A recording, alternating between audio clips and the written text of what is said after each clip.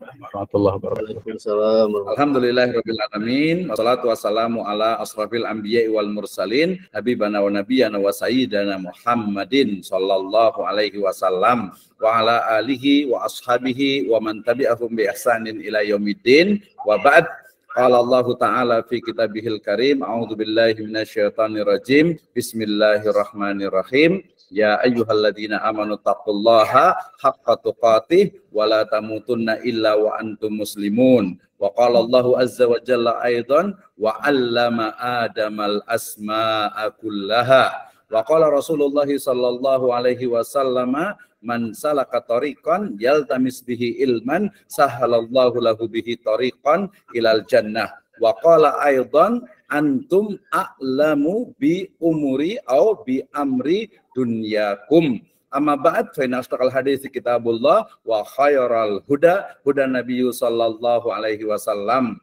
Asyukrulillahi wahda alladzi an'ama alaina fi hadzal masa nastati wa najtami fi hadhihi hissah at-thayyibah wa khasatan fi hadzal yaum indana ad-dhaiful kiram minal Bandung, yakni al-ustadz ad-doktor Teguh Iman Santoso wa aqulu lakum jazakumullahu khairan ala khudurikum.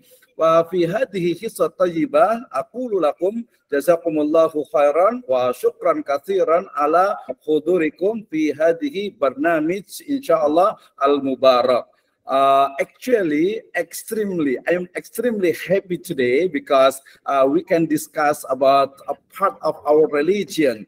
If we talk about the artificial intelligence, for example, not only about technology, it's also about our religion. Why? Because our university, our department, and also our expert in Islamic education. If we talk about Islamic education and other maybe Islamic economic, business and finance, also about we discuss about the technology, artificial intelligence. The first we must know about the basic philosophy of the technology, and the more important for us practices, like the maybe said the practices make perfect.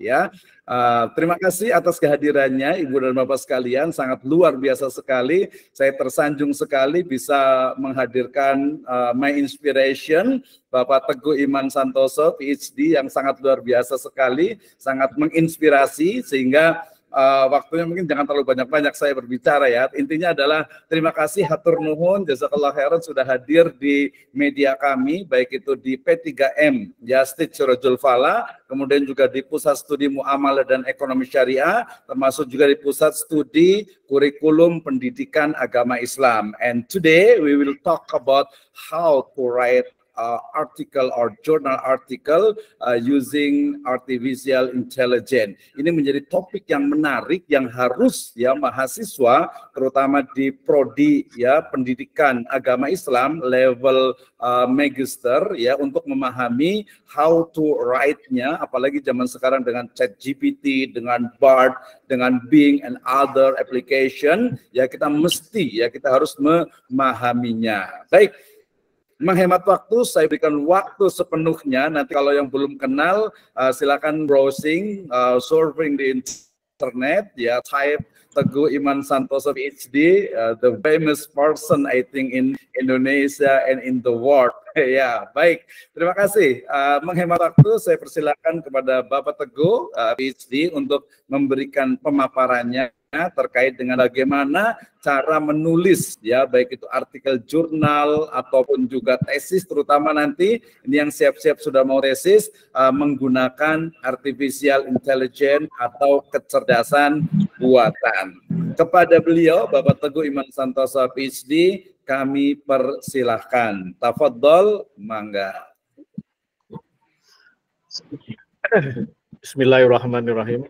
Assalamualaikum warahmatullahi wabarakatuh. Waalaikumsalam warahmatullahi wabarakatuh. Selamat siang Bapak Ibu semua ya.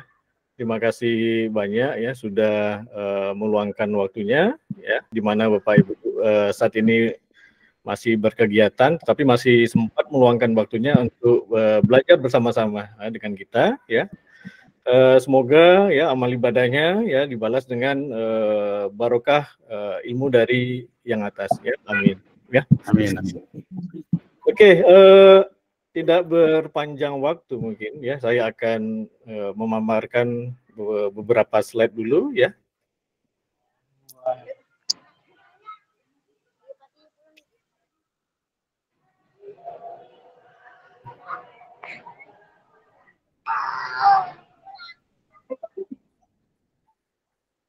Sudah kelihatan Bapak Ibu? Sudah, ya, Pak. Sudah kelihatan. Kelihatan.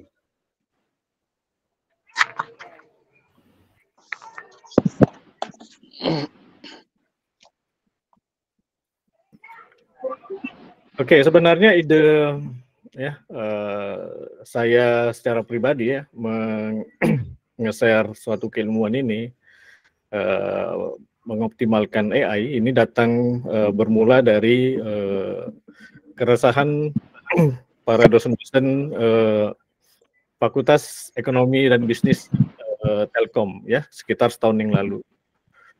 Setahun yang lalu itu dilontarkan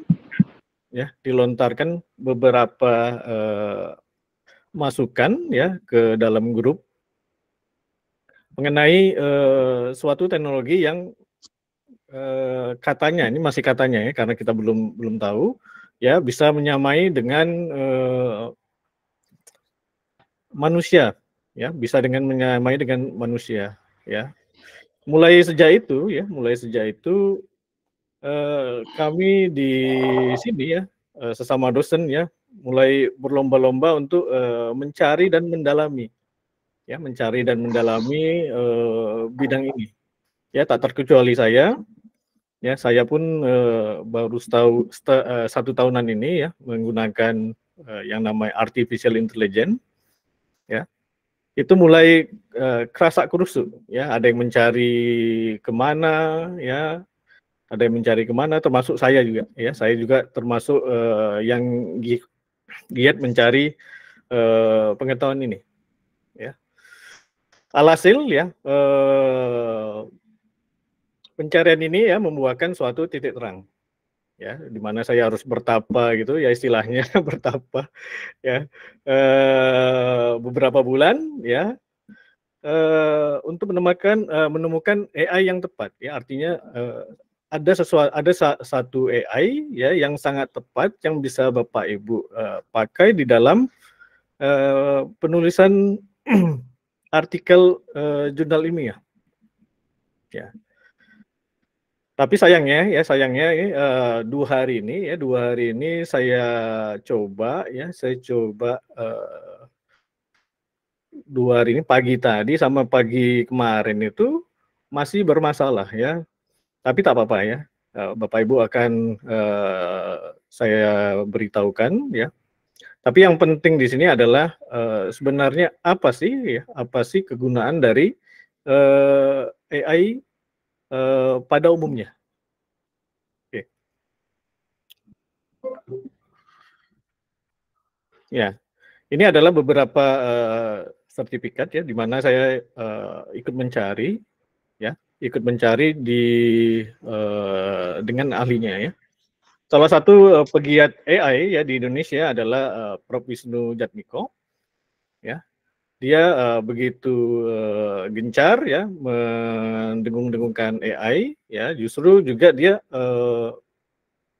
mengajak Dewan Guru Besar UI ya, Dewan Guru Besar UI membuat aturan dan rule ya, yang mana yang boleh, yang mana yang tidak. Ya, karena kita tahu ya bahwa tidak semua negara itu mengizinkan keberadaan AI. Ya, bisa Bapak Ibu search itu nantinya. Ya. Termasuk kita ya di Indonesia sendiri pada waktu kemunculannya ya, beberapa minggu atau beberapa bulan setelah itu ya, sempat yang namanya AI atau ChatGPT itu ya sempat dikendalikan oleh Kemeninfo. Ya, ini justru keterbelakangan bagi kita. ya. Oke, singkat cerita ya, ini materi dari Prof. Wisnu juga ya. Ya, apa itu AI? Ya, AI itu making a machine behave in a way that would be called intelligent if human were so behaving. Ya, itu definisi dari AI tahun 56 oleh Minsky, Rockefeller, and Shannon. Kemudian sebelumnya ya di tahun 51 ya mereka mendefinisikan sebagai imitation game ya, sebagai game yang menyerupai ya. Test if a computer can successfully pretend to be a human in dialogue ya via screen and keyboard. Kalau kita lihat perkembangan teknologinya ya sejak tahun 2006 ya dimulai dengan Facebook Newsfeed ya kemudian diikuti dengan Netlytics ya kemudian diikuti tahun 2010 dengan adanya Facebook dan Instagram ya bergabung. Kemudian tahun 2011 dengan Uber. Dilanjutkan teknologi itu dengan Tesla tahun 2012, ya, Apple iPad, dan Ring Doorbell, ya. Kemudian pada tahun 2013, ya, dengan Apple Touch ID. Kemudian terus dia berkembang, ya. Tahun 2014 ada kita kenal dengan namanya Amazon Alexa, ada kita kenal dengan namanya Apple Watch, ada Facebook ID, ya, kemudian sampai tahun 2018, ya, kita kenal dengan adanya 3D printing, metal printing, ya, pada saat itu dikenal dengan kita mulai bisa menciptakan apapun, ya, yang ada di benak kita, ya, kita visualisasikan ke dalam 3D metal. Kemudian tahun 2019, ya, ini mulai diadopsi kesehatan. Ya, di mana healthcare itu ya para healthcare yang di bidang kesehatan itu mulai menggunakan AI dan diikuti tahun 2020 dengan adanya augmented reality ya sehingga diperkirakan ya sampai tahun 2025 ini ya global digital performance, governance, symbiotic economy, and living with the robot. Oke, ini mungkin saya akan putarkan satu ya, ilustrasi ya yang mungkin bisa Bapak Ibu lihat ya.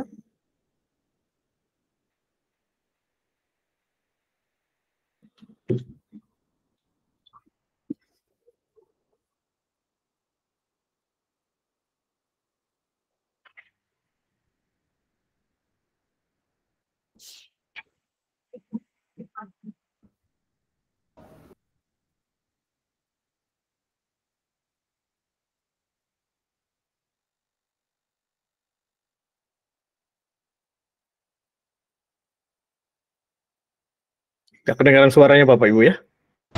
Ya. Oh ya, kedengaran tapi ya sudah mulai muncul Pak.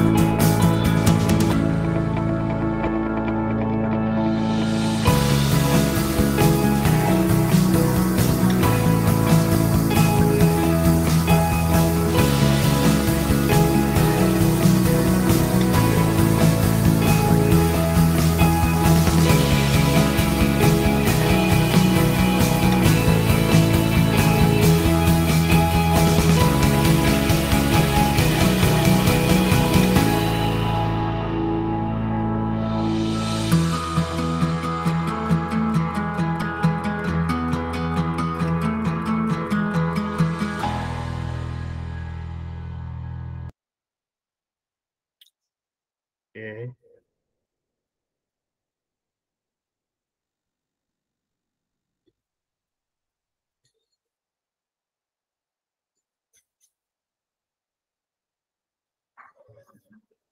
Itu tadi ilustrasi ya penggunaan AI di kehidupan nyata ya, di mana AI itu sudah merambah pada self-driving car Bapak Ibu. Ya. Jadi kalau di sini mungkin bisa kita baratkan ya Gojek atau Grab itu sudah datang ke rumah kita atau ke tempat-tempat kita ya di mana dia tuh tanpa orang yang mengemudikan ya. Yang mengemudikan siapa ya dalam hal ini ya diganti dengan kecerdasan buatan ya AI. Nah, AI ini juga ya kita lama sekali kita kenal ya sejak tahun 2015-an itu ya sudah kita kenal dengan nama adanya Google Map Bapak Ibu yang selalu menemani kita bepergian ya. Kemudian ini adalah penerapan AI di bidang arsitektur dan desain ya, Archigan ya namanya Generative Stack for Apartment Building Design ya. Terus ada yang namanya teknologi deepfake ya, ini sangat berbahaya sekali Bapak Ibu ya. Apapun itu bisa ditiru. Ya, ini contohnya yang gambar pertama ini Presiden Amerika yang dulu ya, Obama. Ya, dengan meniru bukan raut wajah ya. Cara pengucapan kita itu dipindahkan ke permodelan ya, model gambar Obama. Nah, ini juga Presiden Amerika yang lalu ya. Siapa itu namanya? Lupa saya. Ya, itu bisa ditiru Bapak Ibu. Donald Trump. Donald Trump ya, Donald Trump itu bisa sudah ditiru. Ya, begitu juga Putin ya. Vladimir Putin ini sudah ditiru Bapak Ibu. Ya, jadi sangat bahaya ya jika teknologi ini beredar dan tanpa ada rambu-rambu ya disalahgunakan ya tanpa adanya perlindungan hukum nanti Bapak Ibu. Nah, ini contoh penerapan deflect di Mona Lisa Bapak Ibu. Ya. Mona Lisa yang semula ya gambaran tokoh Mona Lisa ini ternyata bisa berekspresi dia. Ekspresi kebingungan, ekspresi tersenyum dan ekspresi apa ini ya. Oke, kemudian teknologi AI ini sudah dikembangkan ya di Indonesia ini sudah dikembangkan di anti swarm drone ya untuk pertahanan militer ya, sifatnya masih secret atau rahasia ya.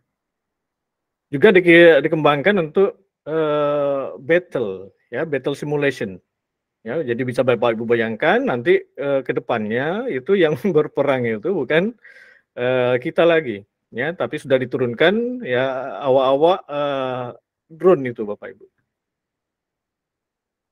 Nah, ini ada perkembangan AI ya, ada yang namanya AI Winter ya. AI Winter itu seperti ini Bapak Ibu ya, sejak kelahirannya tahun 50 ya, berkembang terus sampai tahun 56 ya, kemudian terjadi inflammation hype ya, di mana di puncak-puncaknya tertinggi ya tahun 74. Kemudian dia ya, terjadi winter ya, winter itu terjadi penurunan ya, penurunan pada titik terendah. Nah, setelah penurunan ya ini AI ini akan membalik ya ke atas ya sampai 87 ya, tahun 87 puncaknya ya, yang kita kenal dengan nama New Hope. Dan dia akan turun lagi ya sampai tahun 1993. Itu dikenal dengan AI Winter 2. Ya, sekarang ini lagi masa explosive growth ya, belum pada masa puncaknya. Ya, kita tunggu saja ya AI Winter selanjutnya.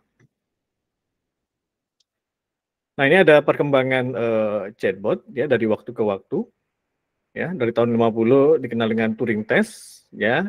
Kemudian kita kenal Elisa Ya, kita kenal Perry, kita kenal juga Jaberswicki, ya, kita juga kenal Sabitzer, dan kemudian kita kenal dengan Ellis, ya.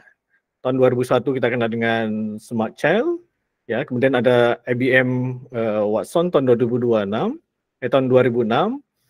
Kemudian tahun 2010 dikenal dengan Siri, ya. Ini sampai sekarang masih digunakan di China ini. Kemudian di tahun 2013 ada yang namanya mobil Coach Chatbot, ya. Alexa di tahun 2015, ya. Di tahun 2016 kita kenal dengan bot messenger, dan Webot di tahun 2017.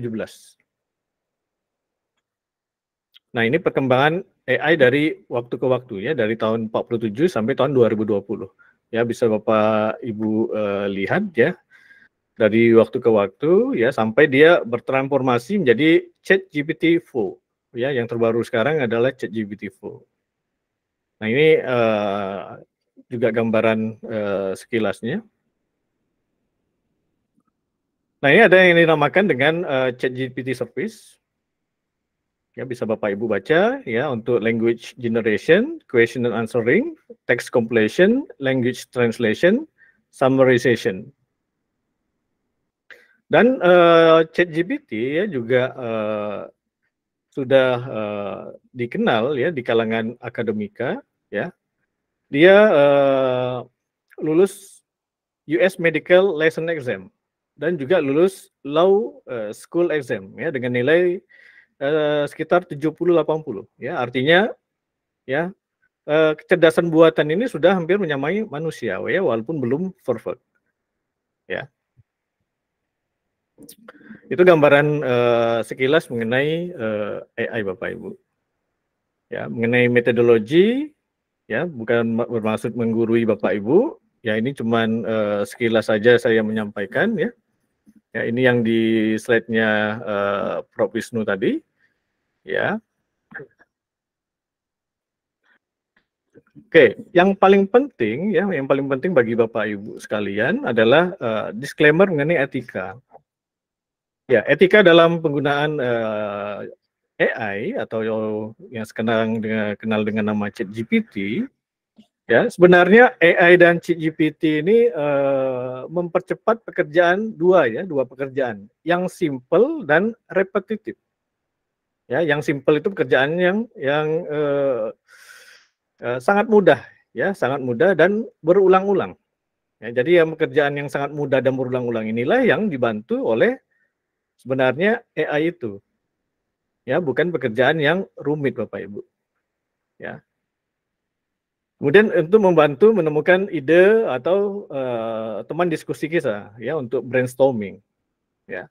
Kemudian kita harus hati-hati dengan informasi yang ditampilkannya, ya. Artinya informasi itu perlu diverifikasi. Kemudian lagi adalah bukan produk akhir, ya. Artinya perlu kita perhalus, ya. Dari segi bahasanya, ya, mungkin. Nah, ini ada penerapan ChatGPT, ya, menurut prinsip koran lapangan, ya, menurut Prof. Wisnu itu, ya. Ada prom-prom khusus, ya, nanti bisa saya bagikan, ya, ke Bapak Ibu, ya, untuk membuat, ya, bagaimana ChatGPT itu membentuk hasilnya nanti. Nah, ini langkah-langkah penelitian, ya, menurut Prof. Wisnu, ya. Ada pendahuluan, studi literatur, definisi permasalahan, ada usulan solusi, ada pengujian, dan ada analisis hasil. Oke. Gunakan info yang ada untuk menentukan topik penelitian. Ini dapat Bapak Ibu gunakan, ya, untuk membantu Bapak Ibu mencari ide penelitian baru, ya. Membantu peneliti menemukan pembimbing atau advisor yang tepat, ya, yang sesuai dengan topik. Juga membantu peneliti menemukan topik, ya, berdasarkan pembimbingan. Nah, ini yang saya maksudkan, ya.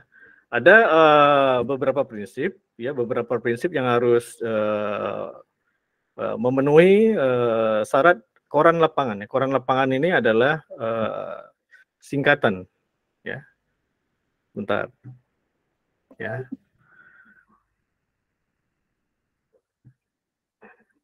Oke.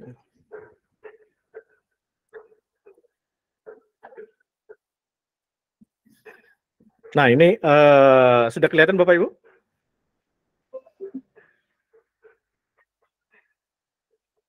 Sudah kelihatan? Ada Pak Robert. Sudah kelihatan. Ya, koran lapangan itu adalah kepanjangan dari konteks, ya. Konteks itu harus kita sediakan, ya. Kemudian peran, ya, larangan, ya, larangan yang harus dihindari oleh ChatGPT. Kemudian panjang, ya. Kemudian ada tambahan.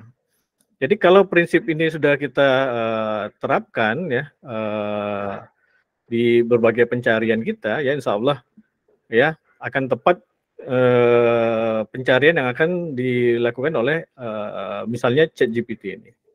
Ya, konteks, ya. Konteks kita masukkan seperti ini, ya. Anda adalah sebagai seorang peneliti, ya, di bidang, ya, misalnya manajemen sumber daya manusia atau SDM. Anda diminta untuk menyusun tabel state of art yang menggambarkan perkembangan terkini dalam penelitian kompetensi key workers. Tabel ini akan digunakan sebagai referensi, ya, untuk presentasi Anda dalam konferensi ilmiah terdekat. Itu konteksnya.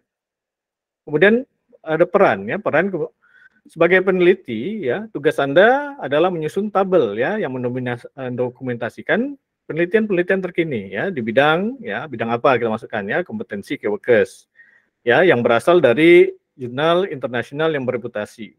Ya, tabel ini harus mencakup, ya, judul penelitian, tahun penelitian, nama peneliti, institusi, nama jurnal publikasi, nama ranking jurnal publikasi, ya, metode atau pendekatan yang digunakan, ya, temuan utama dari masing-masing penelitian, kelebihan dan kekurangan penelitian, serta link referensi yang dapat diakses.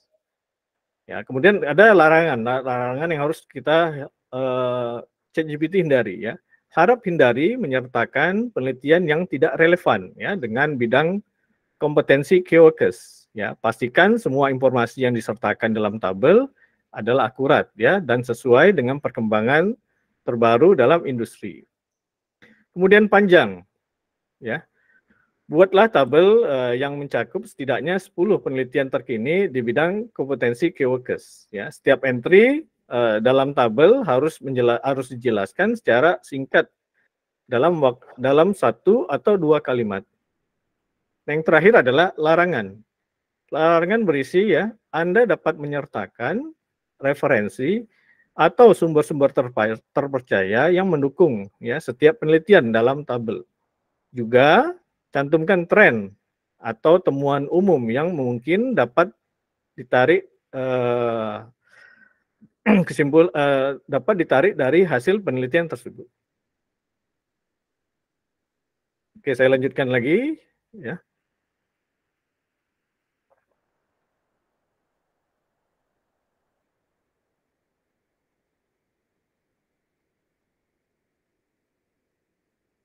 Nah, itu koran lapangan. Ya. Ya, itu dapat dipergunakan di ChatGPT. Ya.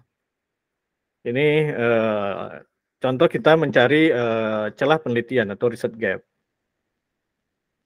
Kemudian, ya, studi literatur. Studi literatur sebelum ditemukannya, sebelum dikenalnya AI ini, ya, kita harus menggoogling Bapak Ibu. Ya, kita harus membaca buku, kita harus membaca paper dan segalanya. Ya, jadi saya teringat 5 tahun yang lalu, ya, saat saya mengerjakan tesis saya, ya, di Malaysia. Ya, itu diberi waktu, ya, sekitar 1 semester, ya, 1 semester oleh supervisor saya. Ya, tiap hari saya temukan jurnal yang cocok, ya, saya kirimkan ke beliau, ya, sehingga beliau merasa teruja, ya, terus dikirimi dengan artikel-artikel terbaru. Ya, tapi perlu Bapak Ibu ketahui, ya, bahwa memang mencari literatur yang cocok ini adalah pekerjaan yang simpel sebenarnya dan pekerjaan yang berulang. Ya, kadang kita dengan 1 hari saja kita plototin ya dari pagi sampai sore, ya kita ketemu jurnal atau artikel yang berkaitan dengan judul penelitian kita. Kadang itu butuh waktu seminggu Bapak Ibu, ya seminggu baru ketemu. Kadang 3 bulan kita pentelengin ya komputer itu, ya baru ketemu 1. Ya, kadang 6 bulan, kadang 1 tahun, ya begitulah seterusnya. Ya, itu pekerjaan yang simple dan repetitif. Ya, makanya itu sekarang dengan bantuan AI, ya diusahakan hal itu tidak terjadi lagi. Ya, tidak terjadi pada mahasiswa yang sedang menyelesaikan master dan doktoral nih Bapak Ibu. Nah, yang prinsip koran lapangan yang tadi saya sebutkan ini diterapkan di dalam ChatGPT, dia akan menghasilkan seperti ini Bapak Ibu.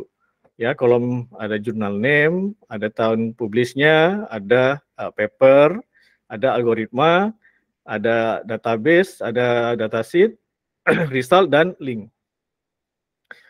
Satu kelemahan dari ChatGPT, baik ChatGPT 3 maupun ChatGPT 4, yaitu dalam menampilkan link, Bapak Ibu. Ya, jadi kalau ChatGPT itu menampilkan link, itu jangan serta-merta Bapak Ibu percayai, ya harus di cross check.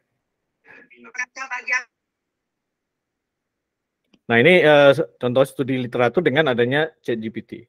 Ya, Pak Wisnu men-type ya.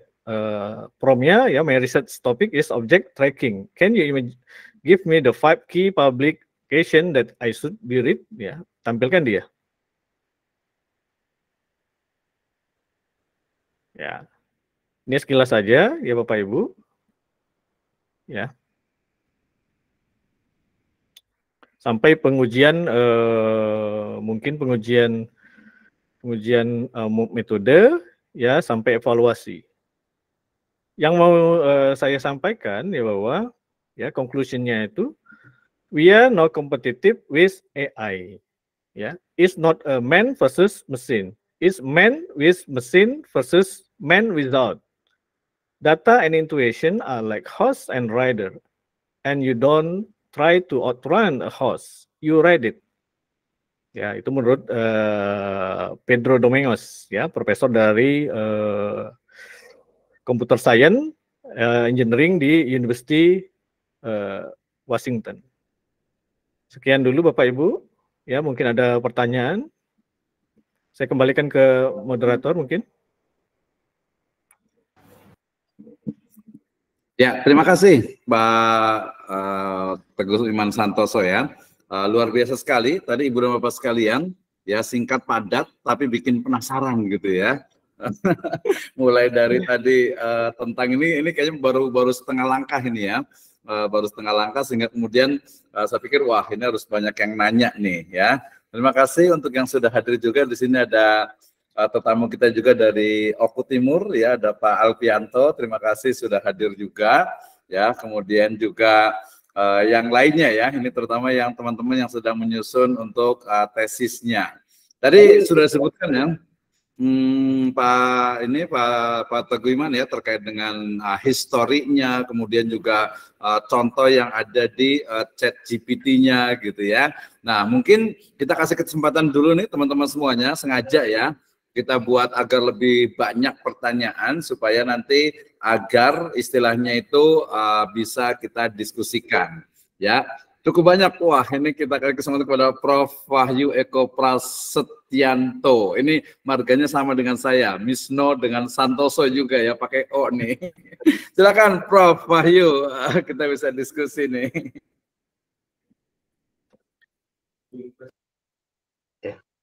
Langsung ya Pak? Ya. Oke, bismillahirrahmanirrahim. Assalamualaikum warahmatullahi wabarakatuh.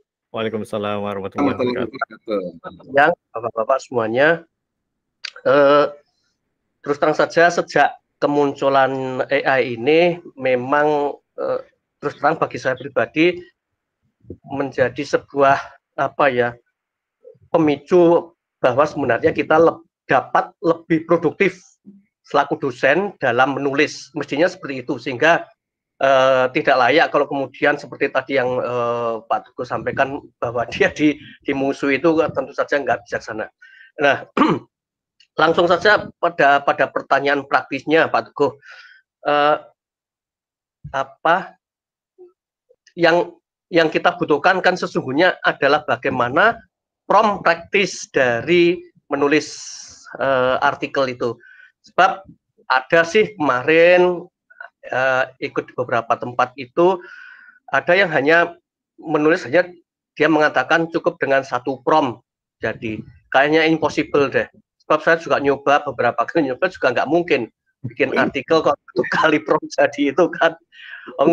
Bikin background saja kita perlu strategi untuk beberapa prompt.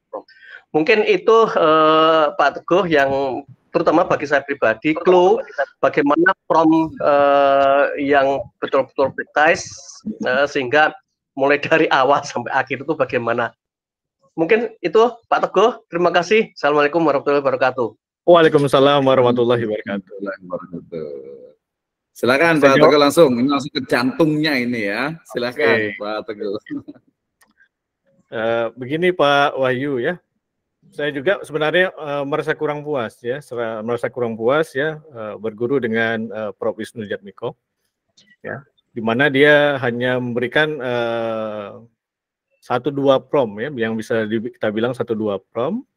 Kemudian ada lanjutannya ya, di workshop lanjutannya itu 1 hari full, itu hanya menampilkan ya prompt-prompt yang bisa kita gunakan kalau kita menggunakan plugin berbayar. Ya, semenjak dari itu ya saya sebagai peserta yang pada waktu ikut merasa lemas ya, artinya ketinggalan tidak mampu mengikuti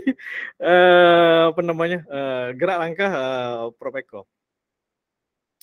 Ya artinya sudahlah itu berlalu ya. Artinya yang tertinggal dari workshopnya Prof. Eko itu ya adalah yang prompt yang tadi saya bagikan, yaitu prompt untuk mencari untuk membuat literatur review ya, literatur review sampai ke tahap-tahapnya semua 10 macam jurnal itu ya tersusun rapi. Namun demikian ya AI terutama ChatGPT ya masih terbatas kepada link yang disediakannya. Walaupun ya ChatGPT itu sudah connect dengan internet ya hasilnya masih ngawur. Ya, terus terang masih ngawur. Ya. Hal inilah yang membuat ya saya dan beberapa orang teman ya terutama mencari. Ya, akhirnya ketemu ya satu demi satu. Ya, minimal ini ada berapa AI ya. Saya share aja sini.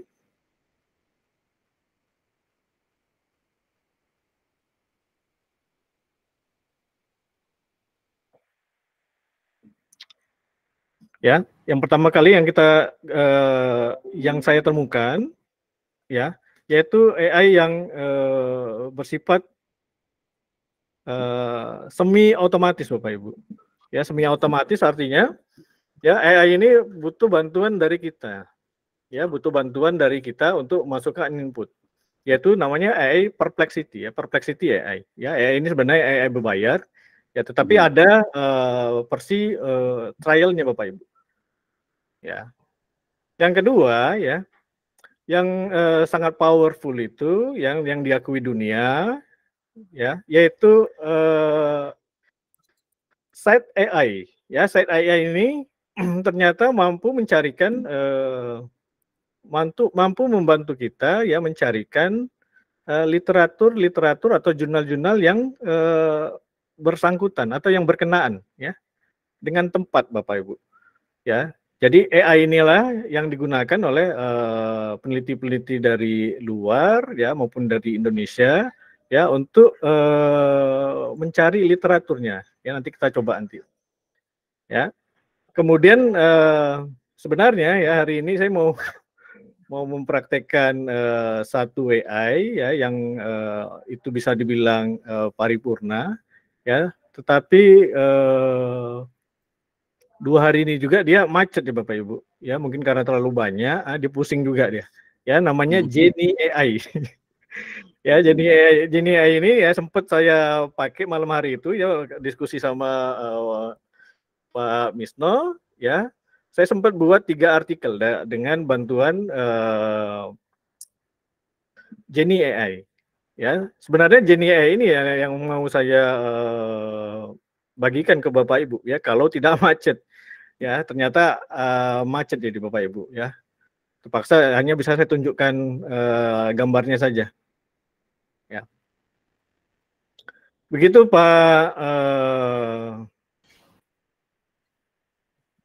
Ya Pak Prof Wahyu, Eko, silakan. Ya, terima kasih. Ini ya untuk pertanyaannya, tadi langsung ke jantungnya, dan saya rasa yang namanya IA itu kan dia berkembang ya seperti manusia gitu ya, sehingga hari ini tentu saja dia akan mengalami begitu pesat pertumbuhannya, bahkan besok atau mungkin hitungan detik itu akan cepat berubah. Saya juga sempat kemarin waktu saya ngajarkan untuk juga teman-teman di untuk di Akademi Dosen Nusantara itu, saya menggunakan Bing gitu ya. Ternyata bukan Bing, Bard ya, walaupun dia masih eksperimen beta version, tapi saya rasa jadi pilihan juga tuh. Kayak agak menarik juga. Mungkin saya pertanyaan ke saya nih Pak Teguh, kira-kira kalau untuk penggunaan Bard ini seperti apa nih dari Google ini kira-kira nih? Oke. Itu lebih maju dari ketimbang ChatGPT asalnya ya, ChatGPT 3 maupun ChatGPT 4 ya, karena dia secara automatically ya terhubung dengan internet ya, yang merupakan sumber database. Ya, jadi kalau kita bisa bayangkan ya, ChatGPT 3 itu 1 juta literatur dimasukkan ke dalam otak dia ya. Apatah lagi yang terhubung dengan internet, yang tidak terbatas dengan jumlahnya. Nah, apapun yang saat ini yang masuk ke otaknya prosesor itu, ya akan diproses dan kita peroleh jawabannya. Begitu Pak Misno.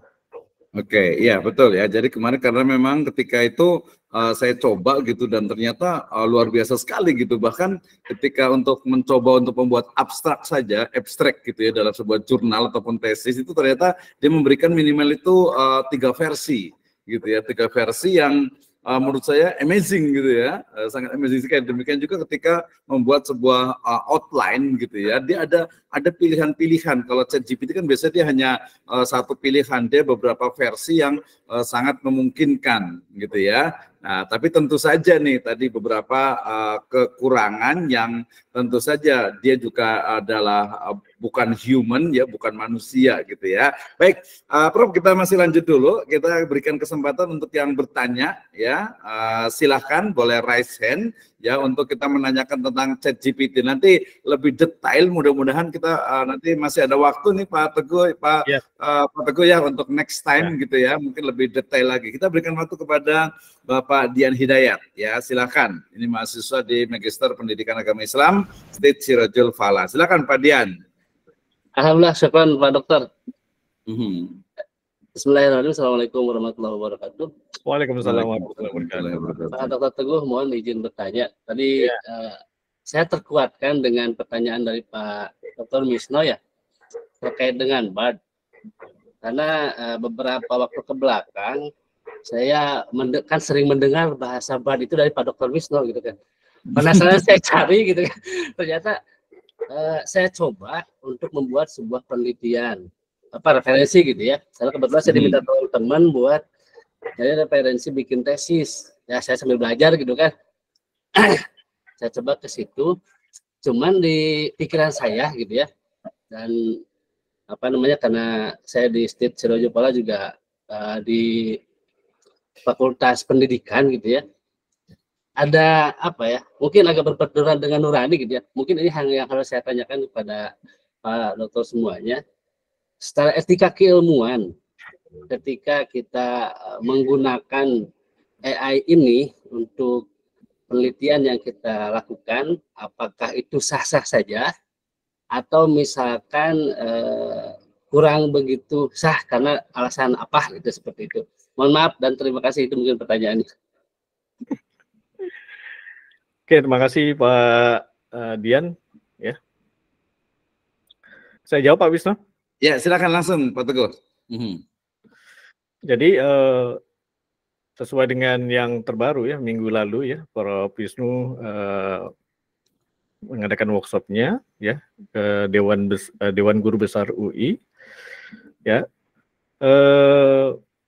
Ternyata ada challenging ya, di mana kita kalau menggunakan artificial intelligence ya, di mana kalau cara yang pertama tadi ya, kita mencari satu referensi saja ya, kita bisa membaca buku, kita bisa googling berhari-hari, berbulan-bulan, bahkan bertahun-tahun baru dapat literatur yang tepat. Ya, itu namanya butuh proses ya. Tapi ingat ya, proses itu tidak mengingkari hasilnya ya. Ada proses itu ada hasilnya. Tetapi dengan bantuan AI ini ya, itu dalam hitungan detik, mungkin bisa dibilang menit ya, itu literatur itu akan seketika muncul ya, yang disajikan ya. Nanti kalau ada kesempatan saya akan peragakan ya di site AI maupun Perplexity ya. Nah, jadi hal ini juga menjadi pertimbangan Dr. Wisnu tadi ya, Profesor Wisnu ya, ke Dewan Guru Besarnya ya, untuk membuat rambu-rambu ya supaya tidak dengan mudah dilanggar begitu saja. Terutama AI ini bahaya sekali untuk mahasiswa tingkatan awal. Jadi kalau bisa dibilang ya, semester 1 dan semester 2 ya, saya bilang itu bahaya sekali, Pak. Ini bahaya sekali ya, mereka diperkenalkan dengan AI. Artinya ilmu apapun dia nanti tidak akan memperoleh apa-apa. Ya, dia hanya duduk, googling, search, dapat. Duduk, googling, search, dapat. Ya, ilmu apapun itu atau bidang apapun itu. Ya, jadi untuk mahasiswa tingkatan dasar ya, hal ini perlu dibatasi Bapak Ibu. Ya, terutama dalam pembelajaran kuliah kita. Ya, pembelajaran kuliah kita juga kita tidak bisa melarang mahasiswa ya sekarang mengumpulkan tugas ya dari googling atau pencarian dengan ChatGPT mungkin, atau BAT ya, atau dengan lain-lainnya. Nah, kalau kita tidak batasi, nah ini mungkin sesuatu yang menjadi ancaman bagi kita. Nah, ataupun kita rubah cara kita mengasesmennya, ya, Jadi asesmen yang kita lakukan sekarang ya itu sudah kuno ya Bapak Ibu, ya, artinya bisa dilampaui dengan ChatGPT. Ya, contohnya saja ya tadi ChatGPT ya mampu ya lulus di medical exam dan di law exam. Nah, dia tanpa kuliah loh Bapak Ibu. Bayangin, ya, yang dimana kita harus kuliah bertahun-tahun, ya, ada yang kedokteran itu sampai 10 tahun, ya, hukum ya 5 tahun. Ini dengan ChatGPT yang sudah dilengkapi dengan 1 juta literatur, dia seketika dapat lulus di dua ujian itu, ya, ujian exam medical untuk jadi dokter itu dan ujian untuk jadi pengacara. Nah, itu jawaban dari saya Pak Hidayat. Oke, terima kasih Pak Teguh. Ya, luar biasa sekali ini ya. Ini menarik nih seharusnya ya. Tadi statementnya dari Prof. Teguh nih terkait dengan ChatGPT, artificial intelligence, tentu saja kalau menurut saya itu menstimulus ya. Kalau saya sendiri, mungkin kami sendiri kebetulan di Islamic University ya, di Universitas Islam gitu ya, baik itu Sekolah Tinggi Ilmu Tarbiyah ataupun juga Sekolah Tinggi Agama Islam, Institut Agama Islam dan juga Universitas Islam. Tentu saja ini menjadi bukan ancaman, kalau menurut saya justru menjadi satu ya challenging ya, sesuatu yang justru menstimulus kita untuk, saya baca beberapa ini sudah ada ChatGPT syariah itu, ChatGPT Islam gitu ya. Jadi semua nanti ilmu itu ada, sebenarnya bukan ChatGPT ya, itu hanya termin etimologi saja. Jadi ada satu AI yang dia tuh bisa menjawab semua jawaban Islam, termasuk ilmu waris ya, semuanya syariah semuanya itu, karena apalagi itu dia baku ya. Tadi ada pengulangannya itu, saya rasa itu sangat mungkin sekali. Nah, tadi proses betul sih memang tetap saja ada human touch-nya itu selalu ada gitu ya. Tapi saya sendiri juga sudah mengenalkan juga untuk anak-anak S1 sendiri di degree juga mereka sudah terbiasa, tapi ada berarti kita harus menemukan satu ilmu baru, yaitu mungkin kita sebut dengan filsafat digital, bukan baru sih ya, sudah banyak gitu ya, filsafat digital, atau mungkin juga filsafat GPT itu sendiri, GPT, filsafat AI. Jadi sebenarnya bagaimana sih kita itu bisa menyikapi AI itu, dan itu kita ajarkan kepada anak-anak, tentu saja kepada mahasiswa, bahwa ini loh, ketika saya selalu mengatakan begini, mohon maaf agak sedikit kontroversi nih, ketika mengatakan bahwasanya kata siapa AI itu tidak punya Tuhan, mereka punya Tuhan, mereka punya agama. Ya, jadi mereka tuh punya agama juga, sehingga kemudian ini lebih bahaya kalau tadi Pak Teguh menyebutkan sangat berbahaya untuk istilahnya itu untuk anak-anak istilahnya itu semester 1 ya di tingkat awal, maka sangat berbahaya ketika itu bertanya tentang agama. Gitu ya. Kenapa? Karena saya berkali-kali saya coba gitu ya. Selalu dia menyatakan tapi bukan berarti ya AI itu dia tanpa Tuhan. Ya, penciptanya yang buatnya itu adalah manusia yang mereka juga punya dalam tanda petik itu agama. Ini tantangan baru kami Pak Teguh nih ya di Universitas Islam, di mana karena sebagian besar itu ada kajiannya normatif gitu ya, teks naratif dan juga mungkin revival gitu ya, sehingga mau tidak mau itu juga banyak mereka yang bertanya di situ. Ada beberapa yang benar, tapi dalam konteks beberapa itu mereka ya, misalnya saya ChatGPT selalu menyebutkan bahwa kami adalah AI, sehingga kami tidak boleh berpihak kepada salah satu agama misalnya. Ya lebih kurangnya seperti itu gitu ya. Padahal ya dong, kita kan we are Muslim gitu ya. Nah ini lain, walaupun menurut saya ini penting, isu-isu penting menurut saya dalam kajian di Universitas Islam. Kembali ke tadi, jadi filsafat digital atau filsafat AI sepertinya menjadi sebuah kajian baru nih untuk memberikan pemahaman terhadap mahasiswa bagaimana sebenarnya AI itu sendiri. Makin ramai nih Pak Teguh nih. Kita undang yang lain juga dulu nih, sama sih banyak sekali pertanyaan terkait dengan AI, terutama nanti dari sisi teknisnya dalam artikel, karena kita kasih kesempatan dulu nih sambil menunggu yang raise hand. Silahkan yang mau raise hand ya, yang mau bertanya silahkan angkat tangannya. Sambil saya mau bertanya ini Pak Teguh.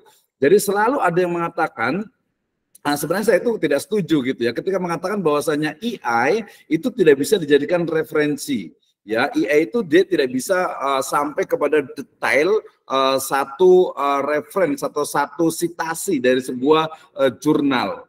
Ya, padahal kalau menurut saya pribadi bahwa sama juga ketika kita membaca buku kemudian kita menggunakan AI, selama referensinya itu dia memang bisa dipertanggungjawabkan, why not? Ya, kenapa tidak? Ya, tapi itu pendapat saya Pak Teguh nih. Nah, kira-kira kalau menurut Pak Teguh gimana nih? Jadi penggunaan AI specifically untuk tesis, disertasi, dan juga jurnal ilmiah, terutama mungkin juga ada tipsnya nih untuk cari referensinya di mana sih? Ini benar nggak sih dari buku ini atau dari textbook ini atau mungkin dari jurnal ini? Silakan Pak Teguh sambil menunggu yang lain. Oke. Tadi di awal sudah saya sebutkan ya. Jadi ada Perplexity, ada Set AI, ada ya, yang paling canggih itu adalah Genie AI. Ya, kalau Perplexity dan Set AI itu hanya membantu kita beri masukan, dia kasih jawaban. Ya, kita cari masukan apa, ya dia beri jawaban. Tetapi kalau di Genie AI ini cukup fantastis Bapak Ibu. Bapak Ibu cuman tinggal klik yes atau no saja. Ya, dia akan AI itu secara autocomplete. Ya, autocomplete untuk apa? Ya, Genie AI itu dikhususkan untuk researcher dan akademik. Ya, jadi tidak ada AI yang sama tandingannya itu sudah menyamai Genie AI. Ya. Saya justru khawatir itu kenapa servernya problem 2 hari ini, ya mungkin sudah ada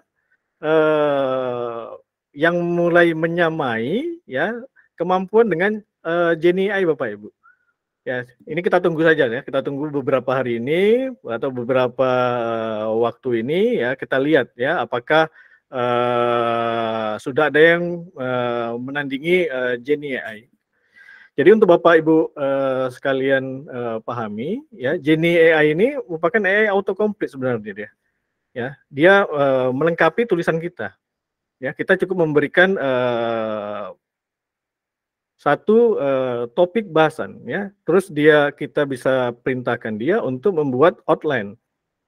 Ataupun kita kosongkan outline-nya kita tulis sendiri.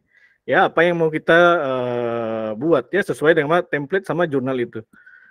Dan kita cukup meletakkan di bawah, kursornya di bawah judul yang kita sebutkan.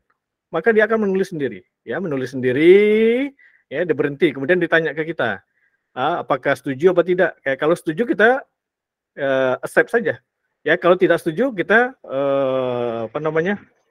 kita minta dia cari lagi, ya, cari yang lebih sesuai. Ya, begitulah prosesnya. Begitu Pak Misno. Ya, terima kasih ya. Jadi ke depan bisa jadi kita hanya tinggal mungkin sudah tersambung dengan ini ya, otak kita gitu ya, sehingga nggak perlu ngomong lagi nih. Ke depan. Tapi saya rasa tadi betul. Jadi ada teknik sama seperti sekarang sebelum kita ke Pak Tato ya. Jadi ada teknik di mana memang mahasiswa gitu ya, atau mungkin ya secara umum itu memang menguasai dari ya mungkin bidangnya, kemudian juga dia memahami setiap teori-teorinya, kemudian setelah itu baru menggunakan AI itu sendiri gitu ya.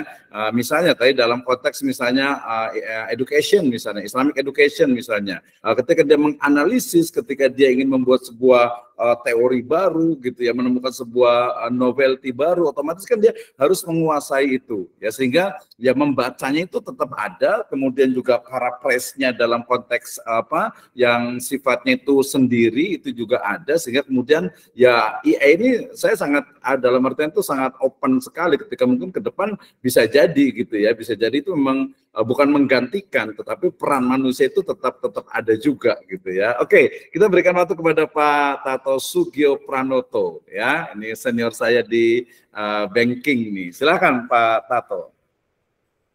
Terima kasih Pak. Assalamualaikum warahmatullahi wabarakatuh. Waalaikumsalam warahmatullahi wabarakatuh. Saya senang sekali ini kumpul sama para akademisi, para pendidik, ya kan. Saya menggunakan AI ini udah agak cukup lama. Saya melihat bahwa ini adalah hanya tool saja. Kita tidak perlu membesar-besarkan, ya kan. Satu contoh adalah dulu ketika saya belajar statistik tahun 70-an, maka saya belajar semua teori matematika. Ya kan? Kalau kita nggak bisa menggunakan matriks, mengalihkan matrik, menambahkan matrik, maka kita tidak akan pernah bisa menghitung regresi. Ya kan? Nah, sekarang anak-anak sekarang nggak ada yang bisa itu. Karena sudah ada SPSS, sudah ada tools-tools yang untuk membuat itu. Jadi artinya bagaimana kita menyikapi ini.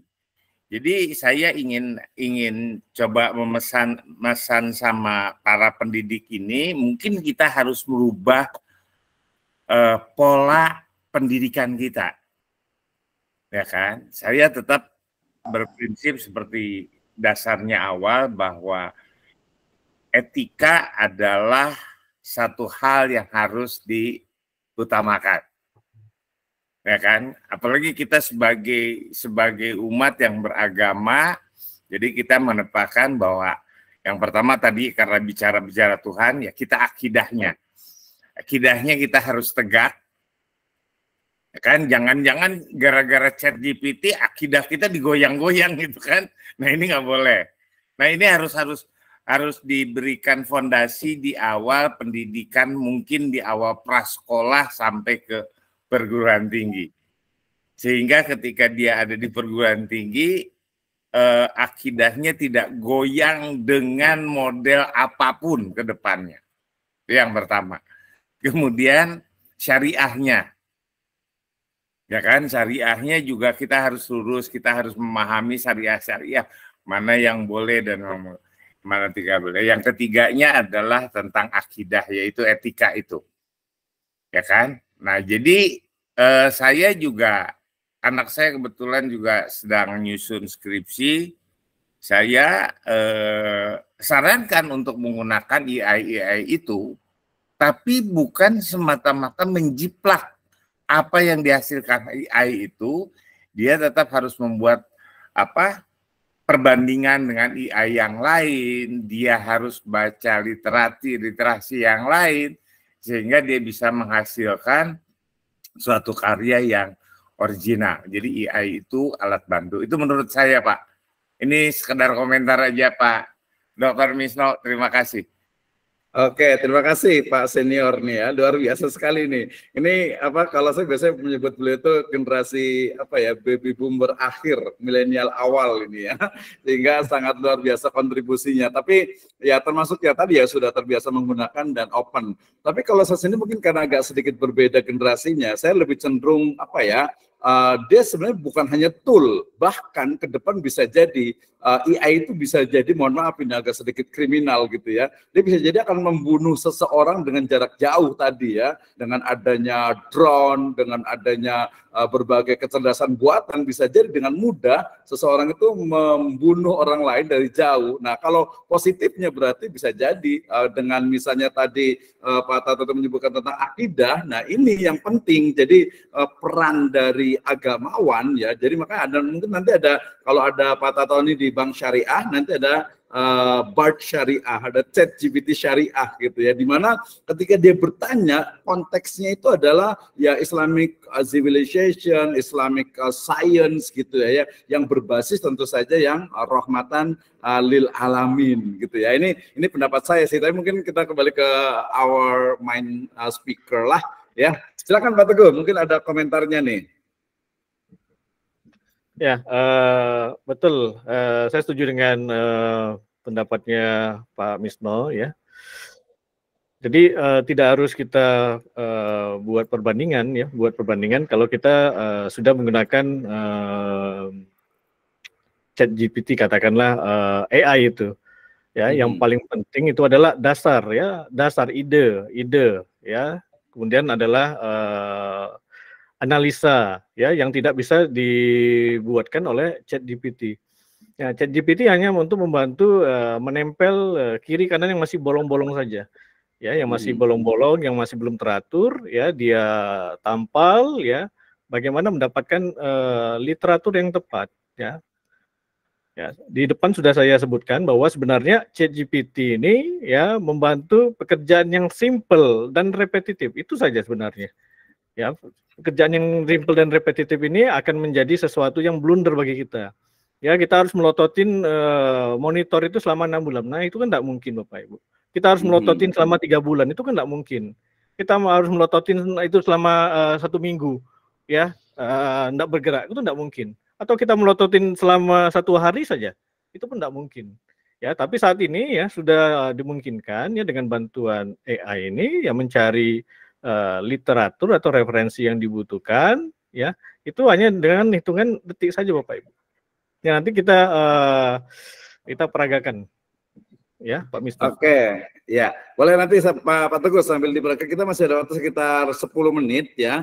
Nanti mungkin ini, tapi ini menurut saya sangat menarik sekali nih Pak Tato, kita bisa diskusi lebih banyak dengan Prof. Wahyu juga ini. Saya begini mungkin dari saya juga Pak Teguh begini. Jadi kalau di Islam itu kan kita ada dulu itu kita belajar Al-Quran itu pakai metode Baghdadiyah ya, alif fathah, alif kasroh, alif doma'u. Kemudian muncul Iqra ya. Nah, metode Iqra itu dia kan cepat gitu ya, cepat untuk membaca gitu Al-Quran. Tapi kemudian efek ya mungkin kekurangannya itu adalah siswa itu dia tidak paham fathah, kasroh, bahkan mungkin huruf sendiri tuh nggak tahu gitu, taunya ba ya, kemudian ada sa, si, su gitu ya, san, sin, sun, dia nggak tahu huruf itu. Nah, kemudian termasuk juga saya analisis kenapa orang itu artikel jurnal itu sekarang menjadi main references, karena apa? Karena memang orang tuh pengen langsung direct, langsung dapat.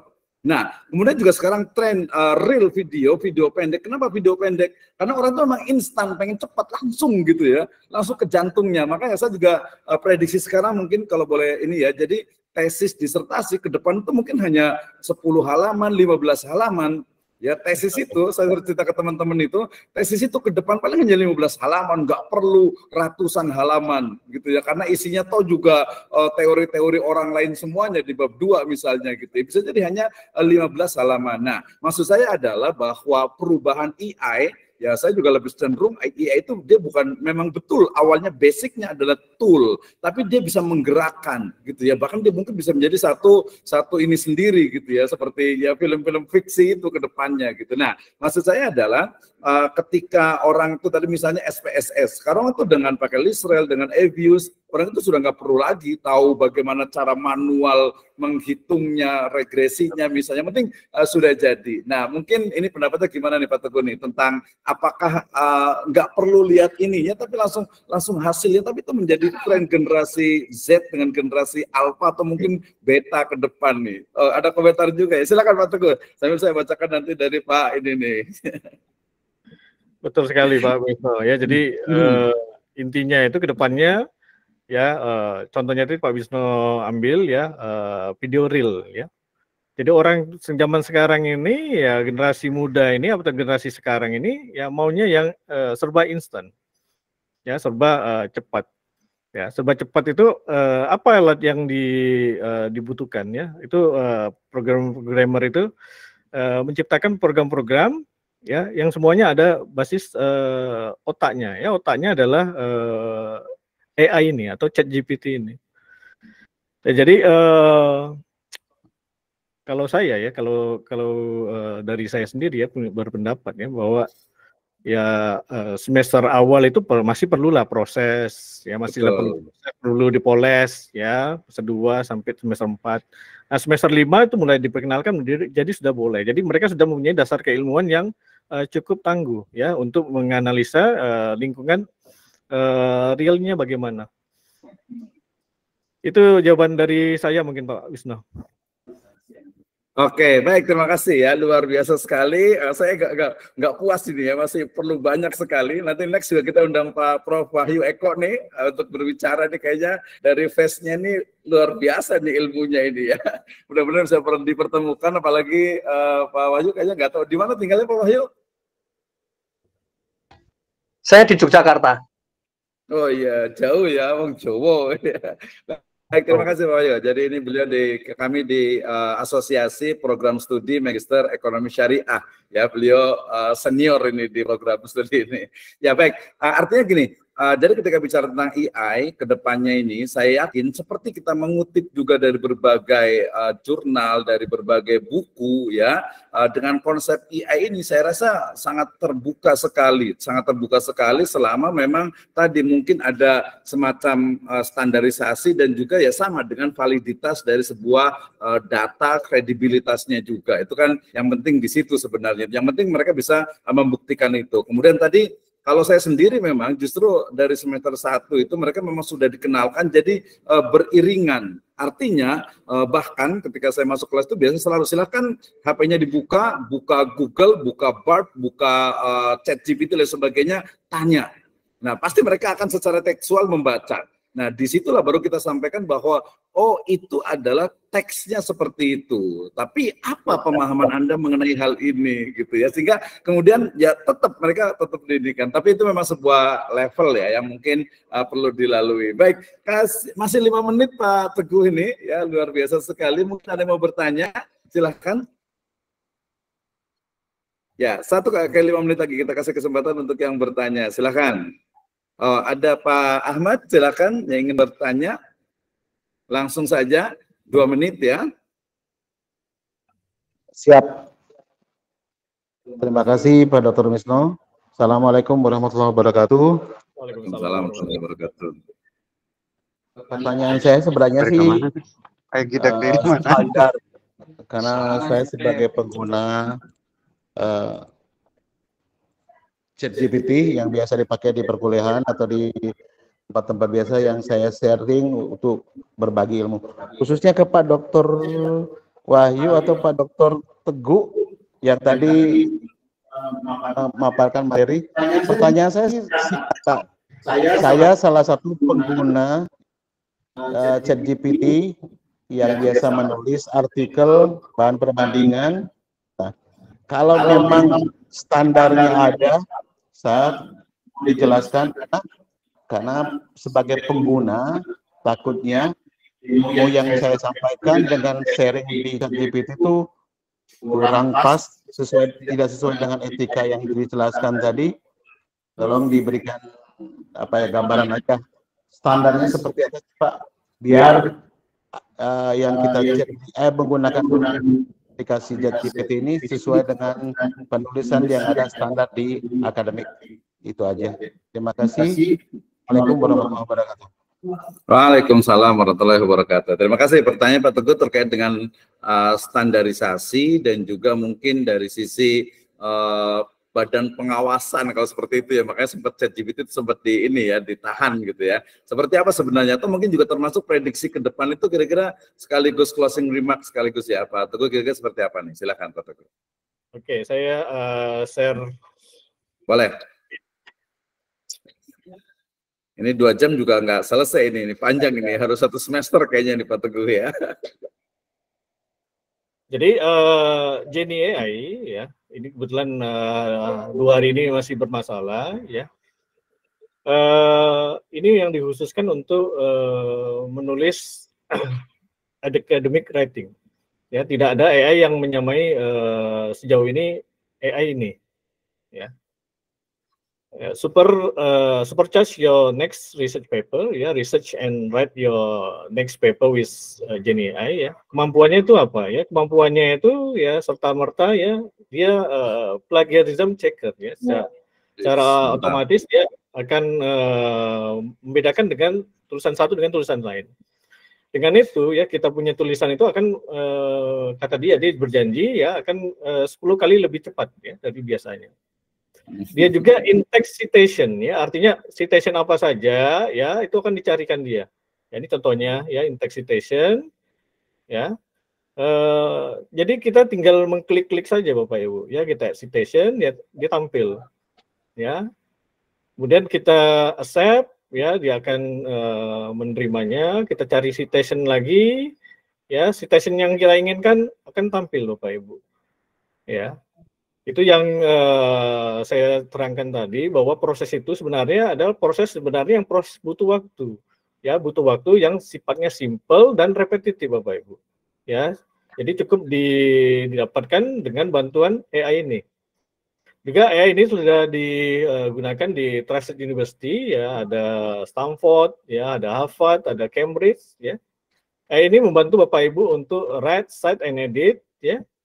Ini merupakan jenis AI yang autocomplete, artinya kita masukkan satu kata, ya dia akan meneruskan ya, tinggal kita accept atau kita see alternatif. Ya, dia juga in-text citation, ya, seperti yang tadi saya terangkan, ya, dia akan membantu mencari citation, apakah di jurnal, apakah di website, apakah di library, ya. Dia juga mempunyai kemampuan paraphrase dan rewrite, Bapak Ibu. Ya, dia juga mempunyai kemampuan generate from your file, ya, artinya kalau kita mempunyai jurnal atau artikel dari website yang berbayar atau katakanlah Emerald itu berbayar, tidak bisa diakses, ya, kalau kita berlangganan saja, ya, itu baru kita dapatkan filenya. Nah, ini bisa kita upload filenya, ya, untuk kita gunakan, ya. Sekarang dia punya kemampuan untuk komunikasi dengan chat your PDF, ya, dengan PDF kita, ya, quickly understand and summarize your research paper with AI chat assistant. Dia juga membantu kita membuatkan outline, ya, outline boiler, ya. Enter your prompt and get a list of section heading ready for your to flash out, ya. Dia juga bisa kita setel, ya, apa kita sebagai mahasiswa, pakai dosen, apakah sebagai penulis atau sebagai apa, itu tune-nya atau stylenya dapat kita ubah Bapak Ibu. Ya, from academic to persuasive, ya, pick the tune to suit your writing needs. Yang terakhir adalah dia merupakan jadi research library, ya, menyimpan dan memanage research in your library, ya, easily cite result in any document fast.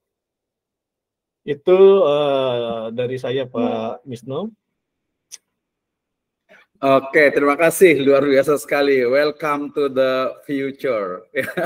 Selamat datang di sebuah masa depan yang menurut saya tadi sudah terjawab ya.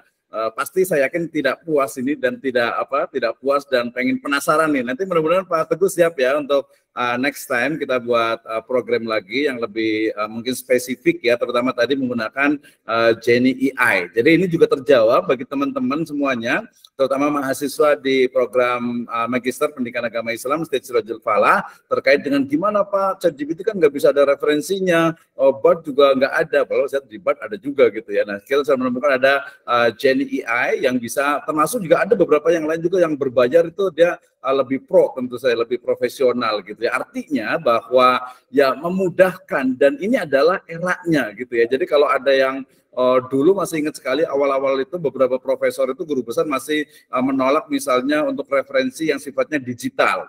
Sekarang bukan lagi digital, tetapi sudah dalam bentuk AI gitu ya. Tinggal memang pertanggungjawabannya, disitulah fungsi dari manusia gitu ya, fungsi dari human. Dan menurut saya ada satu lapangan yang sangat luar biasa terbuka ya, satu space yang sangat terbuka bagi terutama kajian dari Islamic Studies gitu ya, di mana kitab-kitab Turos itu akan bisa dibaca oleh ChatGPT, oleh AI gitu ya, sehingga kemudian dengan mudah kita bisa mengcompare ya, mengkomparasikan, menganalisis sampai pada menyimpulkan berbagai kajian dalam Islamic Studies, sehingga ini menjadi sebuah lapangan, sebuah medan area yang masih the jungle ya, yang masih menjadi hutan dan siap untuk kita bisa buka. Siap Pak Tato, Pak Alfianto, Pak Dr. Wahyu, dan yang lainnya ya.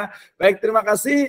Tadi sudah sekaligus closing remark, dan saya yakin tidak puas dan pasti ingin, insya Allah kita akan laksanakan kembali ya untuk kegiatan bagaimana how to write your book with or using artificial intelligence ya, baik dengan Gen AI ataupun juga AI yang lainnya, dan ini menjadi sebuah tantangan sekaligus luar biasa. Bisa jadi orang yang mungkin kemampuannya biasa bisa jadi lebih, tapi dengan analisisnya tetap saja manusia membutuhkan untuk bisa menganalisisnya. Jangan khawatir juga dengan datangnya, dengan adanya AI, dengan segala teknologi yang ada, karena kita adalah manusia, kita adalah khalifatullah fil ard ya, penanggung jawab, pengayom dan juga pelaksana di muka bumi ini, sehingga Allah Subhanahu wa taala insyaallah taala akan senantiasa menjaga, memberkahi dan memberikan kepada kita hidayah ya, yang sifatnya itu bisa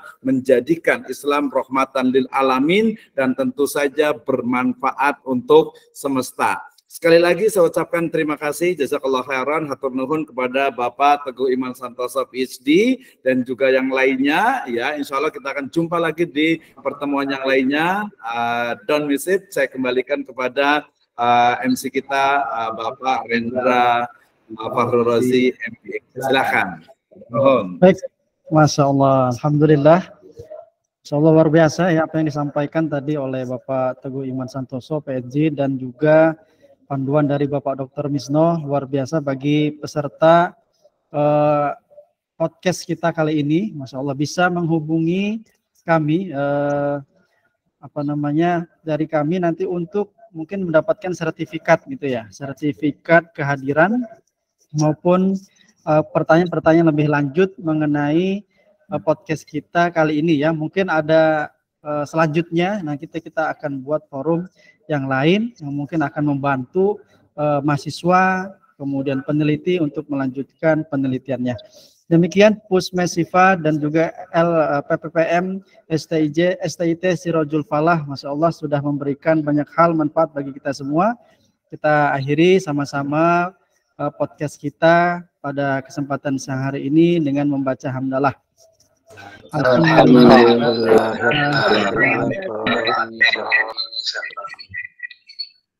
Wabillahi taufiq wal hidayah. Assalamualaikum warahmatullahi wabarakatuh.